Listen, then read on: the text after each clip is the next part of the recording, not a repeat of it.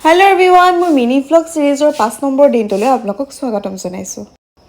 মোৰ লেজি ছানডেটো আজি লেজি হৈ নাথাকিলে। ৰাতিপুৱা 6টাতে সাৰ পালোঁ আৰু সাৰ পোৱাৰ পিছত কিয় জানো টোপনিয়ে নাহিলে।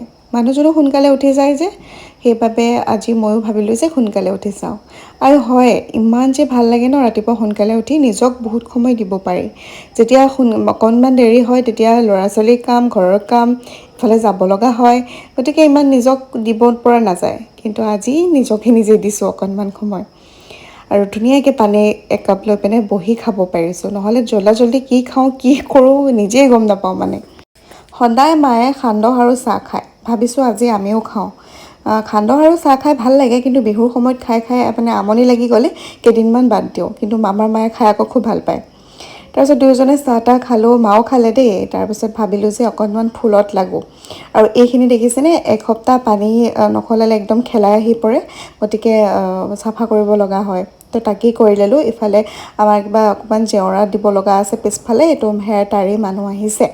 তাৰপিছত যিমান যি ঘৰৰ কাম আছে গোটেইখিনি কৰি ল'লোঁ।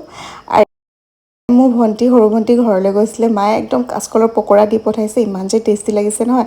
মাৰ হাতৰ কাচকলৰ পকৰাকেইটা যে সঁচাই খাবলগীয়া। গোটেইকেইটা তাকেই ভগাই খালোঁ। আৰু এইফালে আমাৰ ছোৱালীয়ে ধুনীয়াকৈ জলপান খাই আছে, মাহীয়েকে খুৱাই আছে। এইটো দেখিছেনে, আমাৰ পাছফালৰ পুখুৰী, আৰু এই ভাইটিকেইটাই ধুনীয়াকৈ মাছ ধৰি আছে। আৰু কেইটামান মাছ পালেও চাওকচোন কি ধুনীয়া লাগিছে। মোৰ মাছ মৰাই চাই থাকিব মন গৈছিলে, কিন্তু কি কৰিব, মোৰ কাম আছে।